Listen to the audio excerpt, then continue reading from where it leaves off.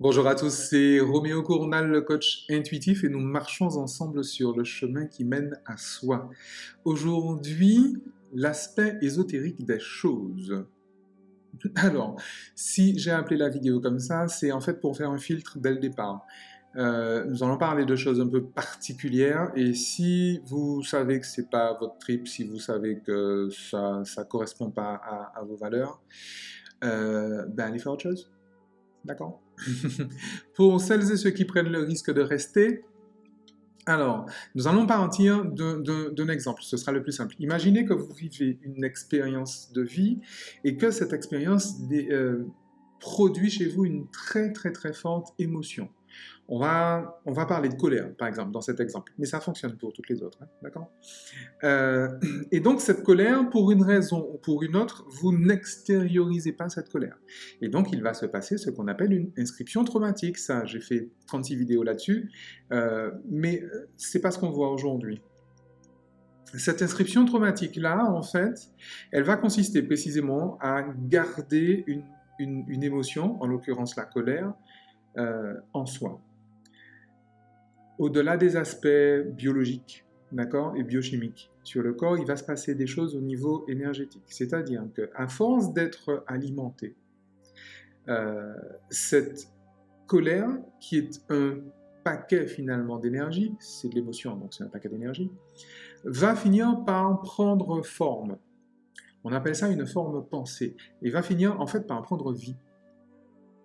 Et en fait, ça devient une intelligence propre. C'est-à-dire que cette forme de vie, aussi simple soit-elle, d'ailleurs on appelle ça un élémentaire, un élémental plutôt, un élémental puisque composé d'un seul élément, en l'occurrence le feu, si je parle de la colère.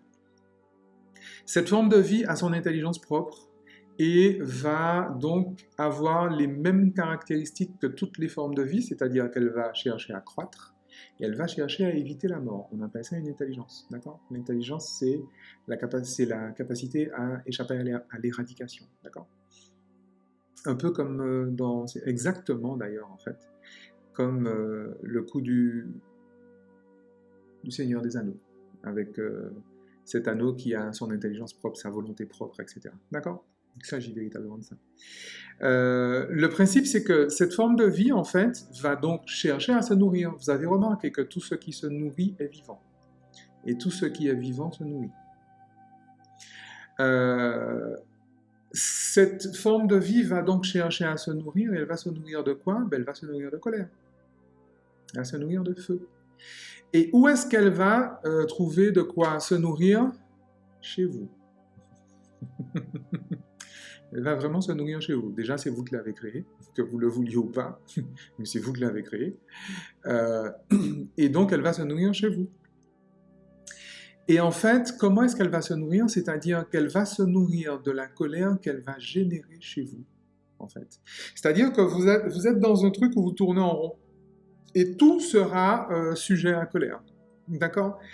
Ça veut dire quelque chose de très profond, ça veut dire que vous ne pourrez vivre d'expériences de vie que des expériences de vie qui incluent la colère. Et ça veut également dire qu'à force, vous ne pourrez plus vivre d'expériences de vie qui excluent la colère. D'accord? Ça donne ce qu'on appelle aux Antilles un pichon, ou un guillon, je ne sais pas comment on dit ça, un guillon, que certains appellent la malchance. Vous savez, il y a des gens comme ça, voilà, où il y a des moments comme ça dans nos vies où s'il y a un truc qui se passe mal, c'est pour nous. Il y a 100 personnes dans une pièce, il y a une personne qui doit recevoir un truc sur la tête et ce sera cette personne-là. D'accord? On a tous connu autour de nous des personnes comme ça. Dans cet aspect des choses, en fait, il s'agit véritablement de ça. Il s'agit effectivement d'une forme de vie qui vous, alors certains disent vous habite, d'autres disent vous tourmente. En tout cas, elle n'est pas loin de vous. C'est comme en botanique, en fait, ce qu'on appelle un parasite. Un parasite va s'accrocher à un arbre, à une plante, par exemple, mais ne va pas détruire, en fait, cette plante, ne va pas détruire cet arbre. Au contraire, elle va la maintenir en vie. Il va se servir justement de cet arbre pour aller chercher des ressources pour rester en vie. C'est ça en fait le principe hein, du parasite, par rapport, par opposition au vampirisme. puisque le vampire détruit ce qu'il consomme, ce qu'il bouffe. Et en fait, cette forme de vie va donc grandir, et donc va tout faire pour échapper à la mort, donc va toujours s'assurer d'être toujours nourri de colère. Et donc, du coup, ce qui fait que vous allez rencontrer des gens qui vont vous mettre en colère, ou vous allez entrer en sympathie avec des personnes qui elles-mêmes sont en colère, et finalement, vous allez créer un égrégore de colère, finalement, tout autour de vous. Et finalement, vous allez tourner, en fait, autour de ça. D'accord?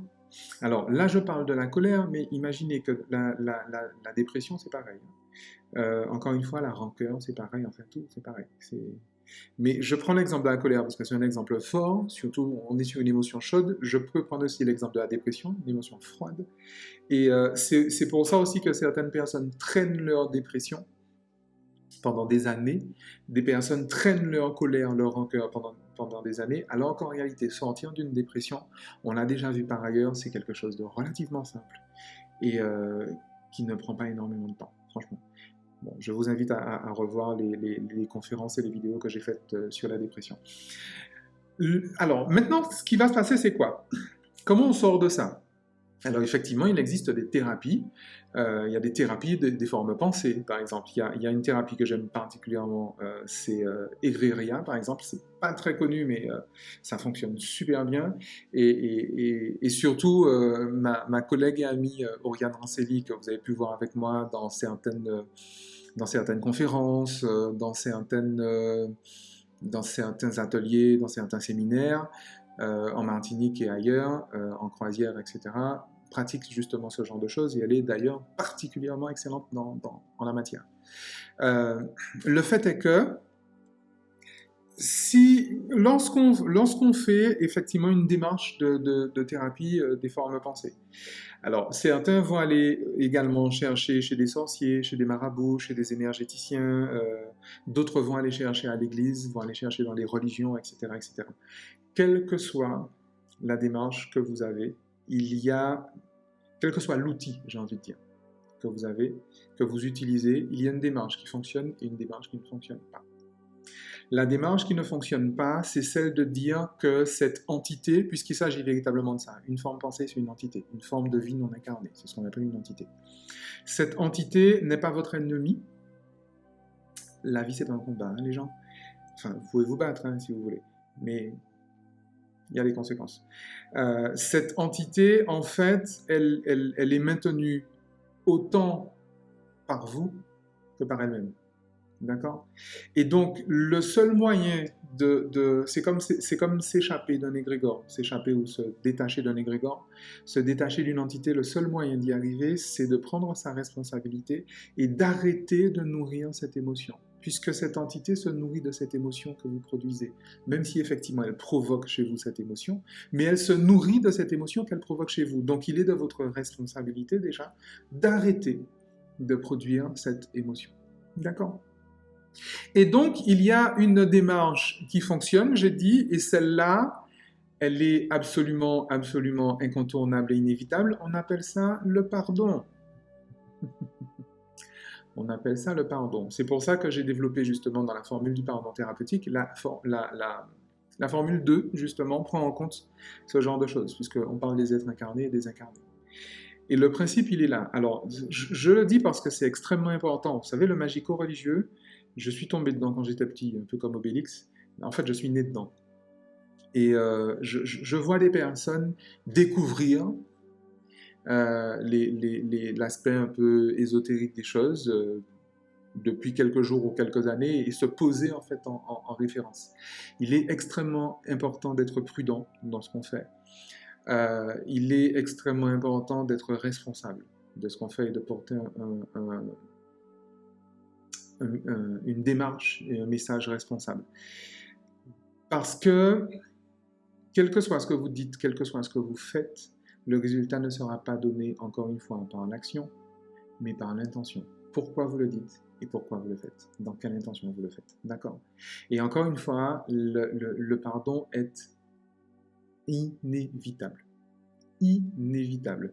Je vois trop de gens, effectivement, ce qu'on appelle des ravets d'église, ou des gens qui prônent, soi-disant, des pratiques qui religieuse quelle qu'elle soit, mais qui jamais ne parle de pardonner à ces personnes qu'elles ont érigées comme étant leurs ennemis. Ça ne marche pas. Ça ne marche pas, les gars, ça ne marche pas. D'ailleurs, vous avez bien vu, ça fait des années que vous traînez les choses, rien n'avance, d'accord? Sortir de ce genre de choses, c'est prendre la responsabilité. Je me répète, je sais, de ne plus justement nourrir cet égrégore-là, de ne plus nourrir cette entité-là, et donc d'entrer dans une véritable démarche de résilience, dans une véritable démarche de pardon. C'est la raison pour laquelle je vous remets en dessous de cette vidéo un lien pour avoir accès à la démarche du pardon thérapeutique. Vous avez les deux formules. Et figurez-vous que par rapport à toutes ces évolutions ces derniers mois, ces dernières années, j'ai même mis en place une troisième formule, mais celle-là, je ne la diffuse pas. Parce que c'est quand même quelque chose de très particulier. C'est un pardon karmique, en fait. Et la démarche est suffisamment particulière et pour ne pas la laisser comme ça au vu et au su de tous, c'est vraiment, je veux vraiment m'assurer que les personnes qui entrent dans cette démarche sont dans la bonne démarche. Parce qu'encore une fois, je ne vous rendrai pas service. Et en plus, ça ne fera qu'aggraver votre cas. Ok, donc en matière de spiritualité, d'ésotérisme, plus encore qu'en matière de 3D, prenez vos responsabilités. Faites un bon usage de vos âmes. Faites un très bon usage de vos âmes.